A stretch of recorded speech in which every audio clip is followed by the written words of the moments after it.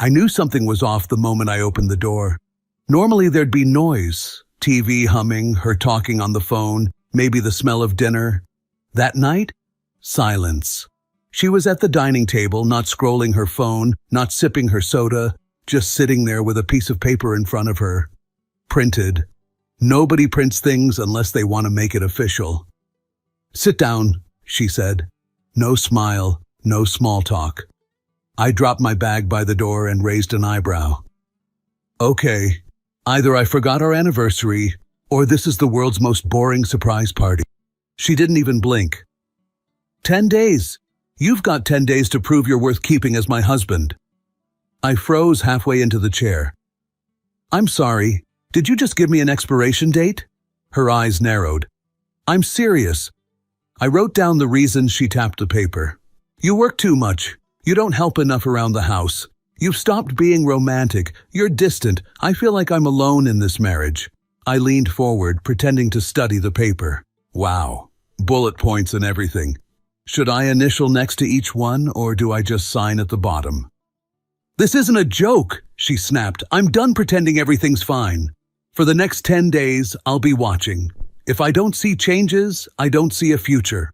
I leaned back in my chair. So, basically a probation period. Yes, she said firmly. And don't think you can coast. I expect effort. Real effort. You don't just get to sit back and do nothing great, I said. Then it's only fair that I also use these 10 days to decide if you're worth keeping. Her mouth fell open.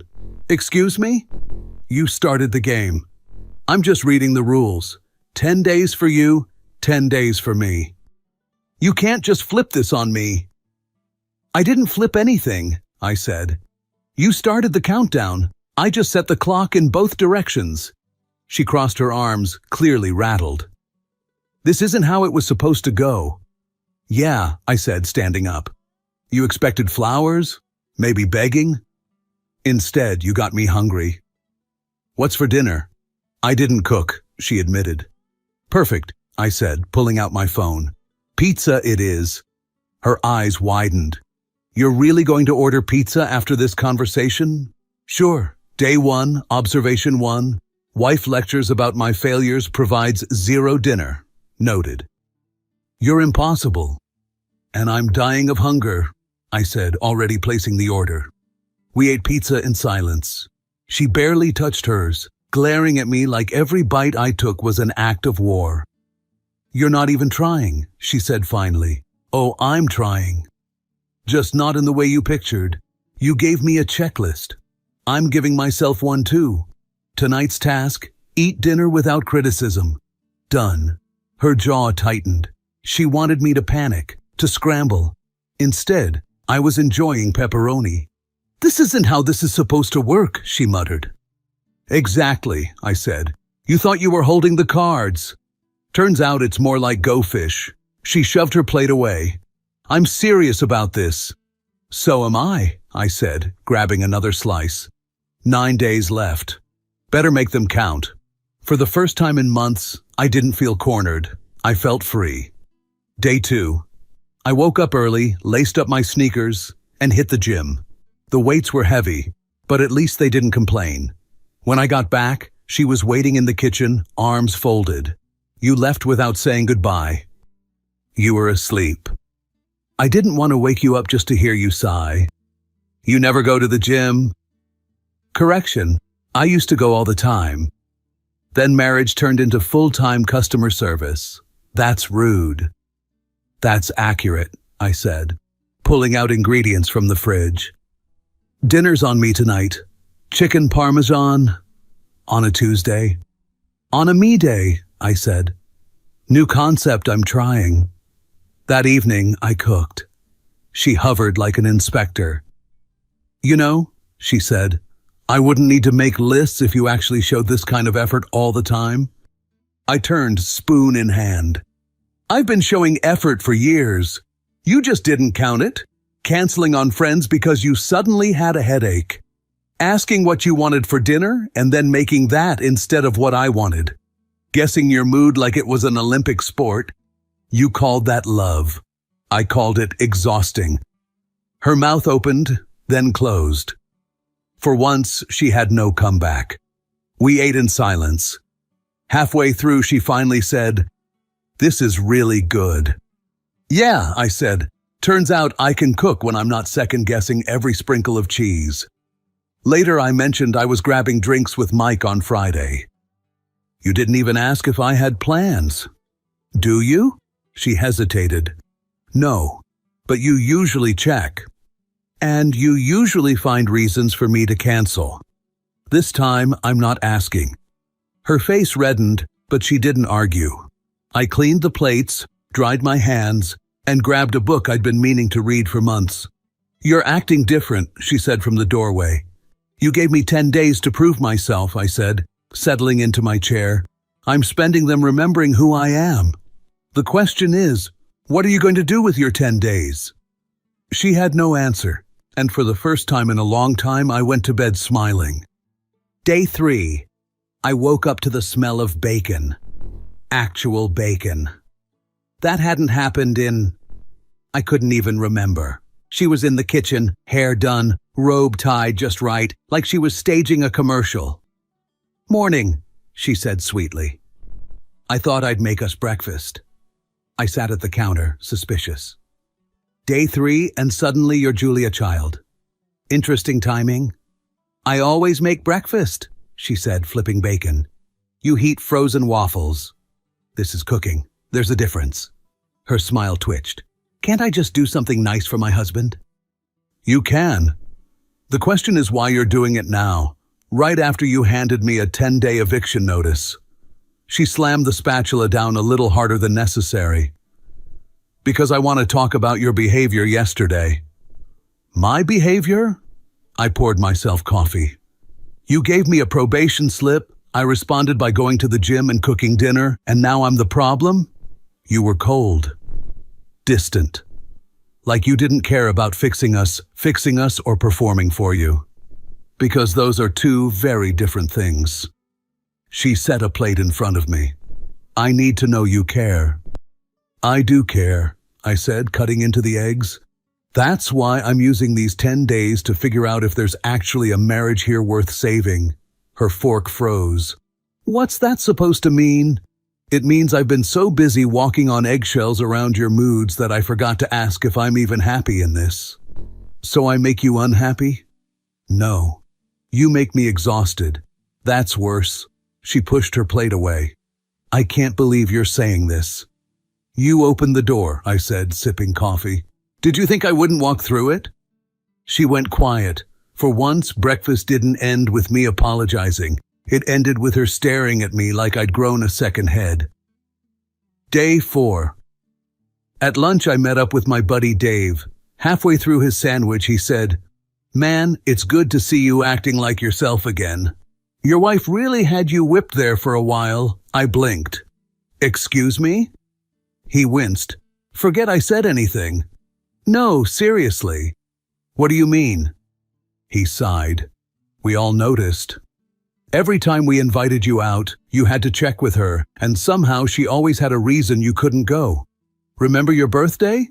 We wanted to take you out. She got a migraine. Fishing trip last summer? She scheduled a barbecue. And," he hesitated, "she talks. At the salon. About you." "Talks how?" I asked, my stomach turning. Dave lowered his voice.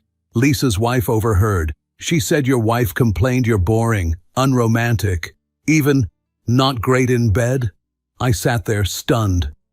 "She actually said that? Made it sound like you're some burden she's stuck with." "Sorry, man. We figured you knew." I didn't. But suddenly, a lot of things made sense.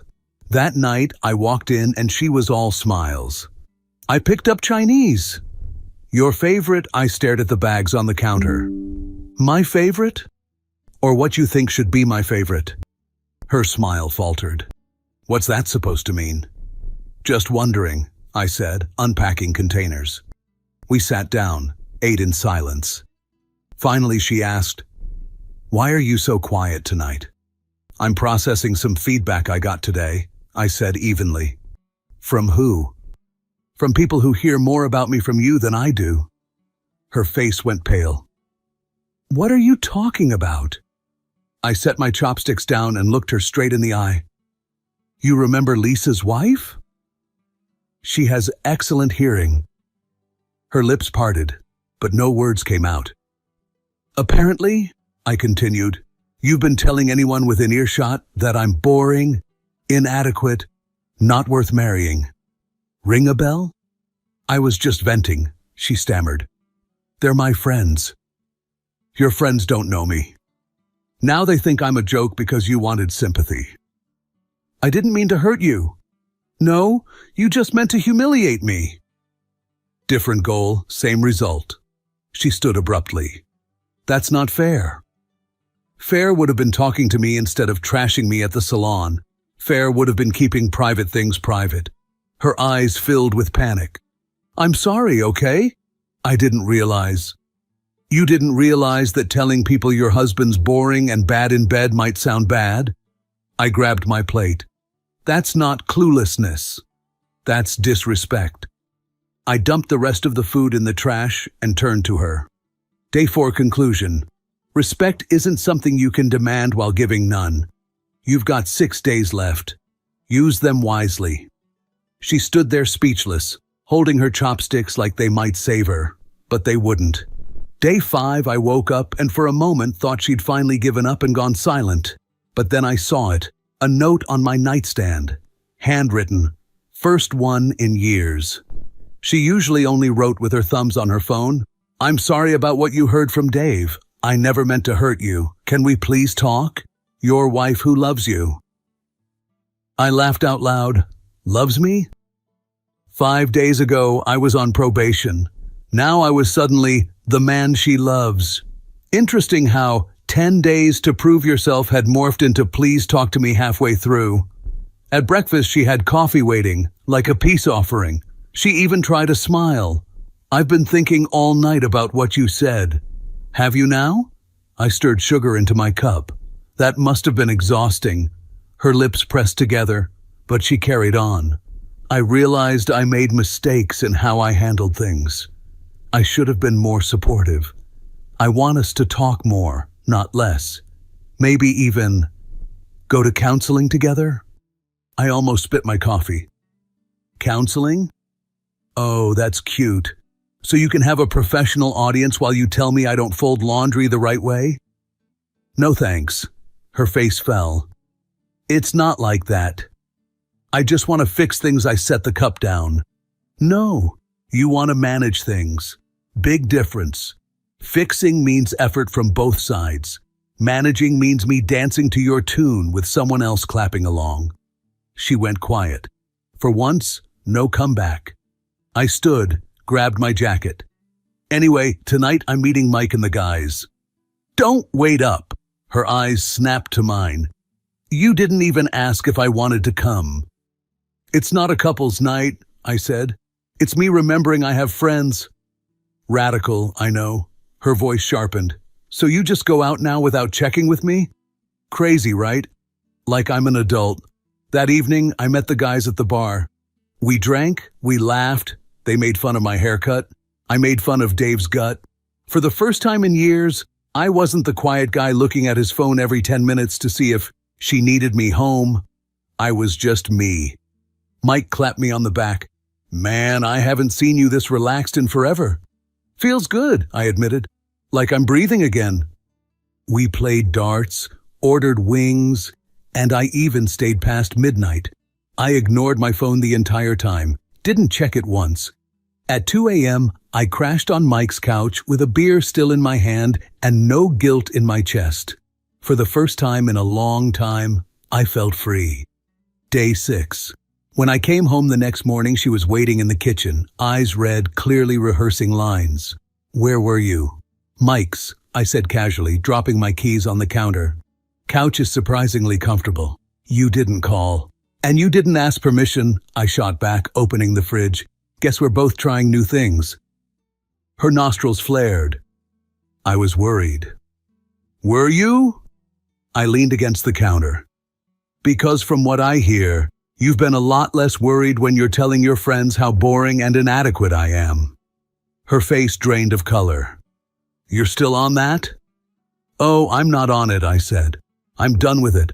But let's be clear, you wanted me on trial, right? Well, the jury's heard the evidence, and it's not looking good for you. That's not true, she snapped, voice cracking. I was frustrated. I didn't mean... I cut her off with a raised hand. Stop. You meant every word. You just didn't think it would come back to me. Her lips trembled. I was scared I was losing you. So your plan was... What? Public character assassination? Brilliant strategy. Really nailed it. Tears started welling. I didn't know what else to do. You could have talked to me, I said flatly. Instead, you trashed me in public and then handed me a 10-day ultimatum like I was an intern screwing up coffee orders. She shook her head desperately. I wanted your attention. You got it, I said, just not the kind you wanted. Silence hung between us like a heavy curtain. Finally, I leaned closer, voice low. Day 6 conclusion. The person who threatens to leave is usually the one who's terrified of being left. Her eyes widened, a tear rolled down her cheek. I grabbed my jacket. 4 days left. Better come up with something other than tears. She stood there frozen, hands gripping the edge of the counter like it was the only thing keeping her upright. And for the first time, I didn't feel guilty leaving her like that. Day 7. When I opened the door, the apartment smelled like steak, vanilla candles, and panic. The lights were low, jazz, of course, soft and confident, like the room itself was trying to flirt with me. She stood by the table in a black dress I hadn't seen in years, smiling like she'd rehearsed. Surprise, she said. Did we win something? I asked, dropping my bag. Or is this the part where you tell me I've been accepted into an elite knife set subscription? Can you not? She took a breath. I wanted to do something for us. The table was set like a magazine spread. 2 plates, 2 huge steaks, roasted potatoes lined up like soldiers, salad pretending to be healthy, 2 glasses already full. Wow, I said, pulling out my chair. So the printer finally ran out of paper for lists. She ignored that. I thought we could have a proper dinner. Talk. Reconnect. Reconnect, I repeated. Great word. Right next to probation in the dictionary. She sat, smoothing her dress. I know I came in hot. The list. The 10 days. I just needed your attention. You had it, I said, cutting into the steak. You just didn't like the shape it came in. So you're mad? I'm awake, I said. Mad was last year. She pushed her hair behind her ear. I've been thinking about what you said. Respect? Support? Okay, I hear you. Cool. What does hearing look like? It looks like this, she said, gesturing at the table. I planned a night for us. It looks nice, I admitted, but that's not what I asked. She frowned. You want effort. This is effort. No, I want respect. Candles aren't respect. Steak isn't respect. They're props? She set her fork down. That's unfair. Is it? Last week I was the unromantic, unhelpful, distant guy you might dump. Tonight I'm worth a centerpiece. What changed? The playlist? She leaned forward. I realized I was pushing you away. I panicked. I didn't want to lose you. You didn't panic when you were describing me to your friends? I said. You were pretty calm then. Her cheeks flushed. I said I was sorry. You said a lot of things. None of them were, I respect you. She exhaled hard. What do you want me to do, exactly? Spell it out. I'll do it. Start with this, I said. No more public commentary. If you have a problem, you tell me. Not the salon, not the group chat. Me. Okay, she said quickly. Done. And stop punishing me for not being the version of me you invented. I'm not a mind reader, a cruise director, or a vending machine for affection. I never asked for... You literally handed me an evaluation form. She winced. I was scared. You used fear like a tool, I said. And now you're using romance like a bandage. We ate in a careful quiet. Every time she reached for the wine, her hand shook just a little. Halfway through, she tried again. I booked a table at that Italian place for Saturday. The one you said you liked. I thought we could... You mean the expensive one you called ridiculous last month? I asked. She bit her lip. I was in a mood. You've been in a mood for 2 years, I said. And I'm done being the remedy. Her eyes glossed. So this dinner means nothing to you. I didn't say that, I replied. It means you know how to stage a scene. It means you want a shortcut. The steak took 2 hours, she snapped. That's not a shortcut. 2 hours cooking won't erase 2 years dismissing, I said, calm. Candles don't cancel contempt. She stared at the plate like it had insulted her. I'm trying. I know, I said. Try honesty next. What does that even mean? Say the quiet part out loud, I said. You didn't want a partner. You wanted a version of me that made you feel right. When I didn't match, you rewrote the story for your friends. I'm the villain there because you needed a hero here. Tears welled. I don't see you as a villain. You painted me as one anyway. The music reached for a romantic swell. It missed. I pushed my plate away. Day 7, I said. Final note, I won't trade my self-respect for ribeye. She wiped her eyes. I don't want to lose you. Then stop trying to manage me, I said, standing. Start trying to meet me. Where? In the truth, I said, and left the candles to burn out by themselves. Day 8. She was already awake when I walked into the kitchen. No dress this time, hoodie, messy hair, 2 cups of coffee like a peace treaty. I made yours strong, she said. You always say mine tastes like water. Appreciated, I said, taking a sip. It tastes like coffee. She sat across from me, no paper, no props. I called a therapist. I laughed into the mug. Of course you did. Not to win, she said quickly. To talk. To hear each other without fighting. You want a referee.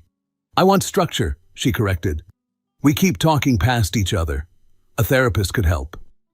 Or cheer for the best storyteller, I said. You're very good at those. She flinched. That's not fair.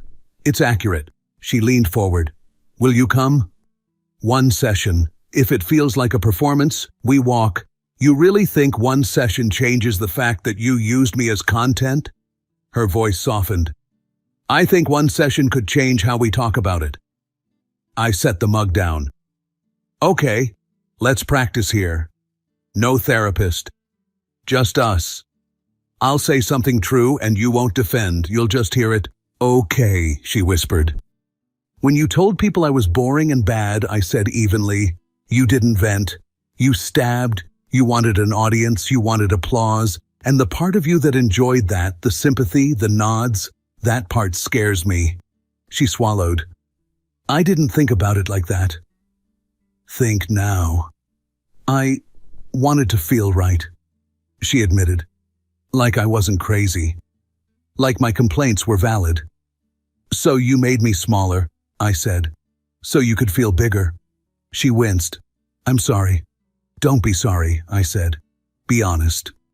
I was angry you didn't read my mind, she said, tears rising. I wanted romance without asking, help without reminders, attention without needing to explain why I needed it.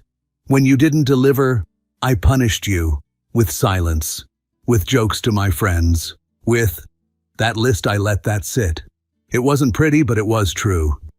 Your turn, she said, voice thin. Say something else. I'll hear it. Okay, I said. When you gave me the 10-day clock, I felt free. Not because I want to leave, but because the act of choosing felt like oxygen. I hadn't had a choice in a long time. I've been operating like an employee afraid of HR. She nodded, eyes wet. I did that. I made you feel managed. You did, I said. And I let you. She wiped her cheek. So what now? You tell me, I said. But this time, no shortcuts. No candles. No therapy as a stage. If you want to fix this, we start with small, boring things done with respect. Like what? Like tonight, I said. I'll cook. You clean without sighing. We sit, no phones. You talk about your day without turning it into a test.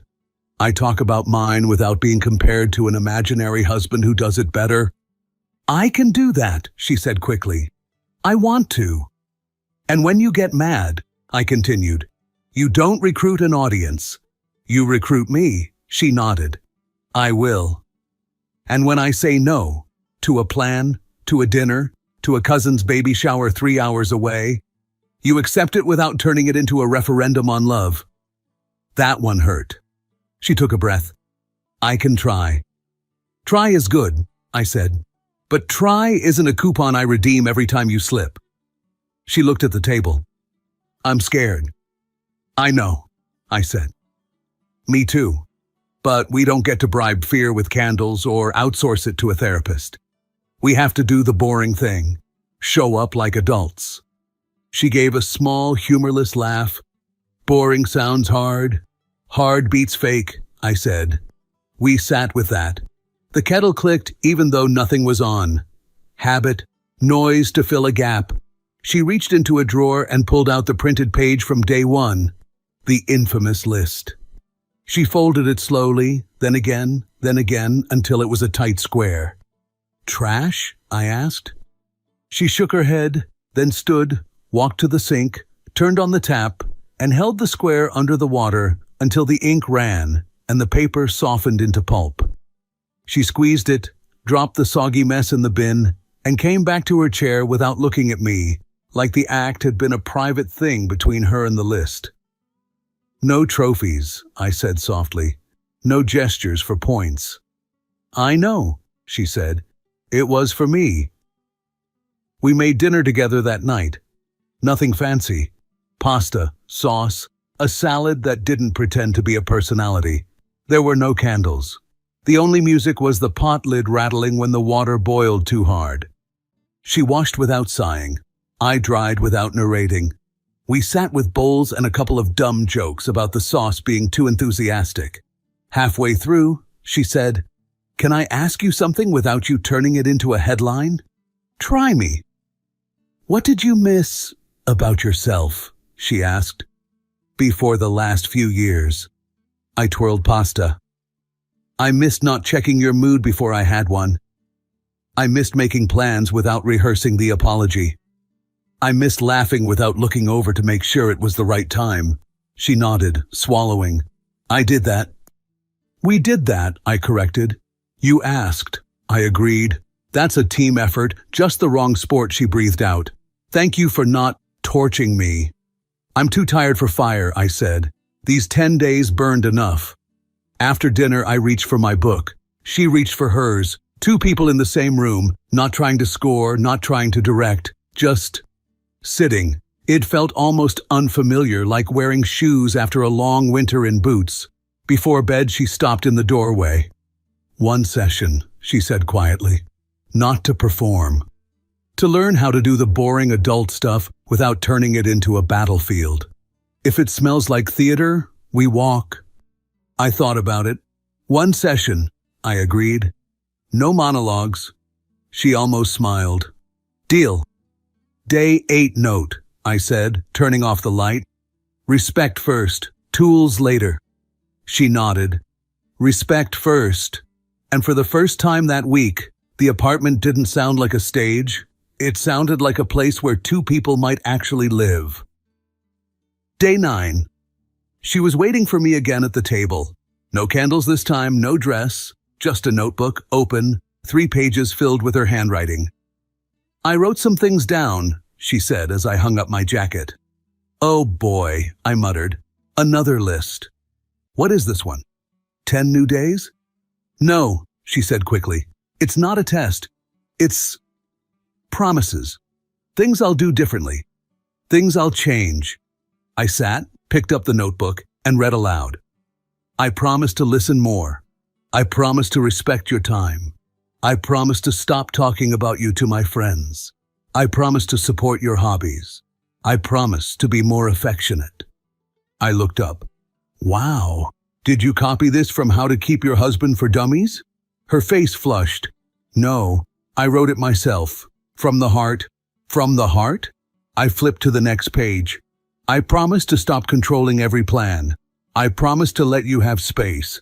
I promise to trust you more. I tapped the page. If it was from the heart, you wouldn't need to remind yourself like a grocery list. She bristled. I needed to put it in writing. So you'd know I'm serious? I leaned back. Serious would be not having to convince me with paper. Serious is action. Serious is me walking in and seeing respect, not a notebook. Her eyes watered. You just want to dismiss everything I do. No, I said. I want you to stop performing. You made this list for yourself, not for me. To prove to yourself you're still in control. But the truth is, you lost control the second you gave me those 10 days. She went silent, chewing her lip. I closed the notebook and slid it back to her. Day 9, conclusion. Promises are easy. Respect is hard. Starting tomorrow, you don't get points for writing. You get points for doing. Clear? She nodded slowly, almost whispering. Clear? Day 10. The morning felt strangely normal. No props, no speeches, just coffee and toast. She sat across from me, quieter than I'd seen her in years. So this is the last day, she said carefully. Yep, 10 days. Funny how it flew by. She looked nervous. And here's what I decided. I set my mug down. If we keep going, it's not on the old terms. No more ultimatums, no more lists, no more making me the villain in your stories. If we stay together, it's equal or nothing. Her throat bobbed. Equal, she repeated. Which means, I continued, I don't cancel plans with friends because you suddenly need me home. I don't walk on eggshells waiting to see what version of you I get that day. I don't prove my worth like an employee on probation. That era's dead. She nodded quickly. I understand. And when I say no to plans, to chores, to whatever, I mean no. Not convince me until I cave. You accept it. Her eyes filled with tears, but this time she didn't argue. She just whispered, okay. And one more thing. I leaned closer. Respect isn't something you put on a list. It's something you show in the small things, every day. That's your job from now on. Mine too. If either of us forgets, this doesn't work. She reached for my hand, tentative, like she wasn't sure I'd take it. I let her. I don't want to lose this, she said softly. I'll prove it. Not with paper. With every day. For your sake, I said, squeezing her hand. I hope so. Because this is the only version of me you're getting now. The one who won't bend to ultimatums. She nodded, tears rolling, but her grip was steady. It's strange. After all the noise of those 10 days, the house feels quieter now. Not silent in a bad way, but calm. No tests, no lists, no staged performances. She slips sometimes, but when she does, I call it out. And instead of blowing up, she listens. That's new. And me? I stopped apologizing for existing. I see my friends when I want. I read without guilt. I cook without commentary. She gave me 10 days to prove myself. Instead, those 10 days proved something else. That respect isn't negotiated once, it's earned daily. And as long as we both keep choosing it, we'll stay. Not because of fear or lists or countdowns, but because now, finally, it feels like a marriage of two equals, not one boss and one employee. And that's worth keeping. If you felt this story hit hard, drop a like, subscribe for more, and share your thoughts in the comments. Your support keeps Steelheart beating.